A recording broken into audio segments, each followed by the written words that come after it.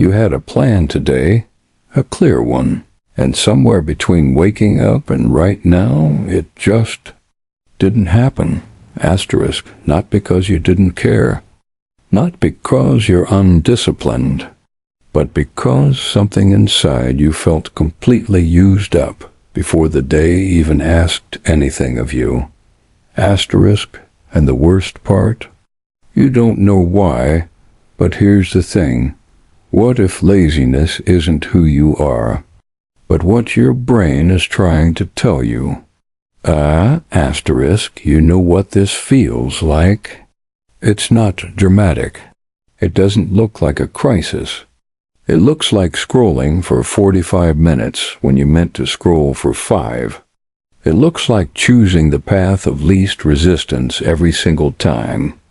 Not because you're weak, but because choosing anything harder feels like lifting something. You no longer have the strength for asterisk, and then comes the voice, asterisk, the one that says you're lazy, that other people manage, that you used to be better than this. You start building a case against yourself, skipping the gym, the unanswered messages, the half-finished project, as if every avoided task is proof of something broken in you. Your identity starts to shift. You stop thinking, I didn't do that today, asterisk, and start thinking, I'm someone who doesn't do things. That shift from behavior to identity is where the real damage happens, asterisk, because once you believe you're lazy, you stop looking for what's actually going on, asterisk. I remember yesterday, asterisk, I sat at my desk, stared at an email for 10 minutes, then closed it, asterisk, nothing urgent, nothing dramatic, just paralyzed. And later, asterisk, I told myself, see, I really am lazy, asterisk. Only after reflecting, I realized my brain had been running on empty before the day even started. Here's what psychology actually says, asterisk, willpower is not a character trait. It is a resource, asterisk, a finite, depletable, physiologically real resource. One that gets spent throughout the day on decisions, emotions, social interactions, suppressed reactions, and unresolved tension. Asterisk, what looks like laziness is often the behavioral signature of a depleted system. Your brain isn't malfunctioning. It's conserving. When a car runs low on fuel, it doesn't mean the engine is broken. It means the tank needs refilling. You are not broken. You are running on empty, and there's a very specific reason why.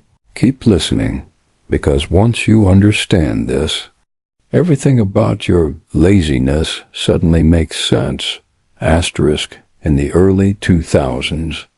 Psychologist Roy Baumeister identified a phenomenon he called ego depletion, asterisk.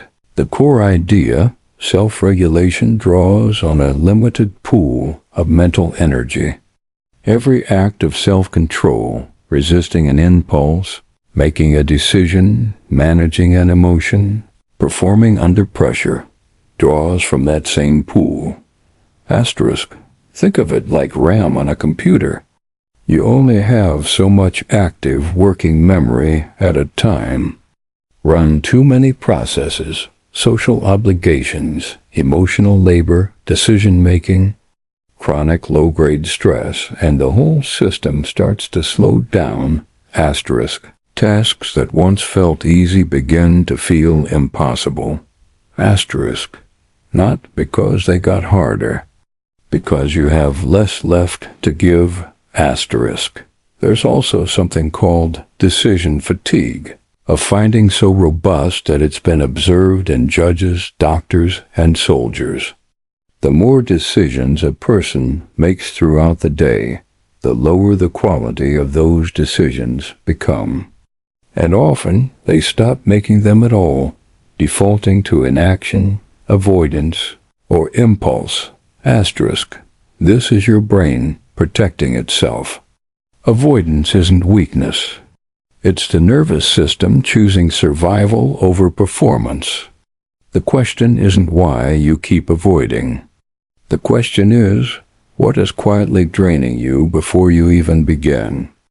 There are 5 principles that can change this, not through more discipline, but through understanding how the system actually works. Asterisk. Principle 1. Audit your invisible drains. Most people track their time. Almost no one tracks their energy. Think back to yesterday. What interactions left you feeling smaller? What decisions you made before 10 a.m. cost you more than they should have?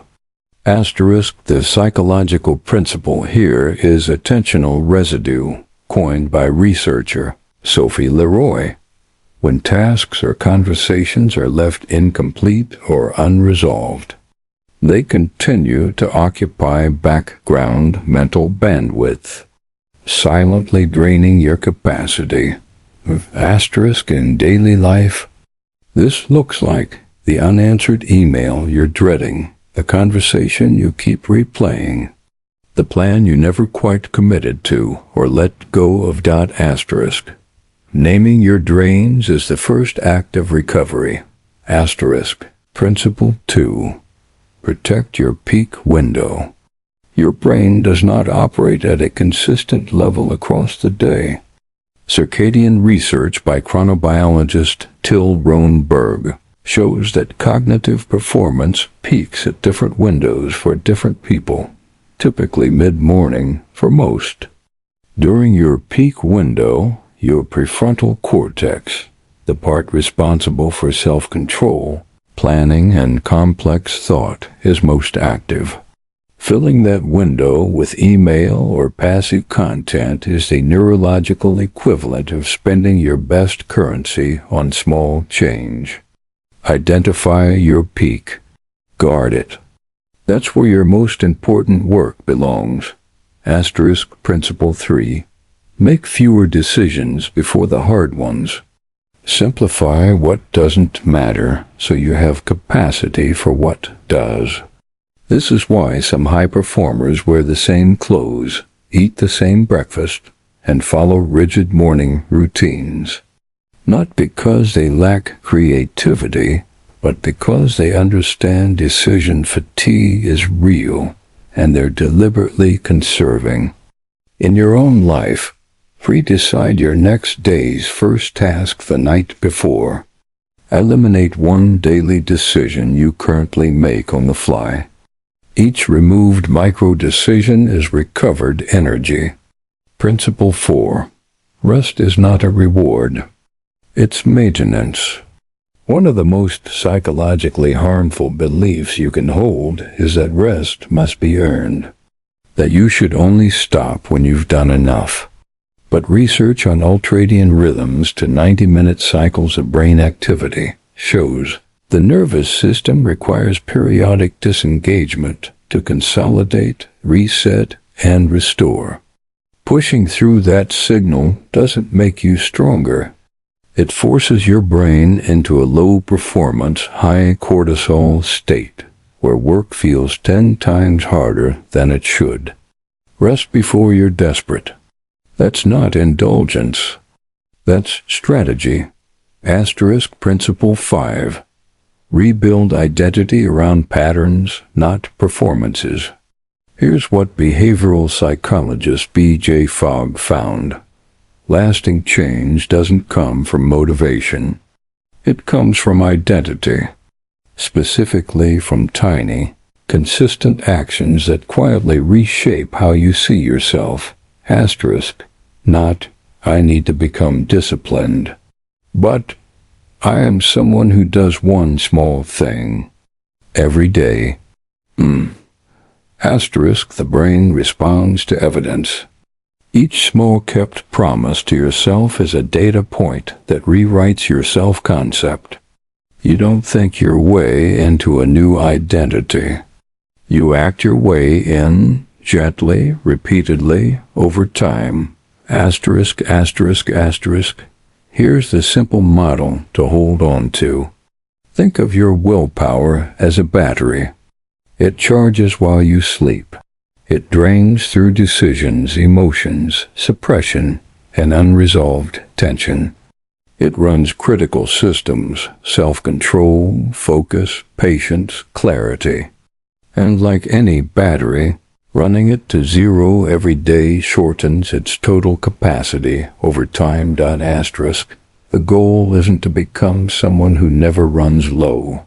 The goal is to understand your own charge cycle, to notice when you're running low before you're empty, to stop treating exhaustion as a character flaw, and to build a life that refills you as consistently as it asks from you. That's not self-help. That's neuroscience applied with honesty. Asterisk, remember this, the next time someone calls you lazy, you'll know better. Asterisk, you've been calling yourself lazy for something the science calls depletion. Asterisk, that distinction matters, because lazy is permanent. Depleted is temporary.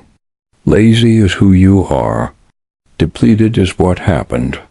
And what happened can change. Not through forcing yourself harder, asterisk. Not through another productivity system, asterisk. But through learning to read your own signals and taking them seriously before everything shuts down.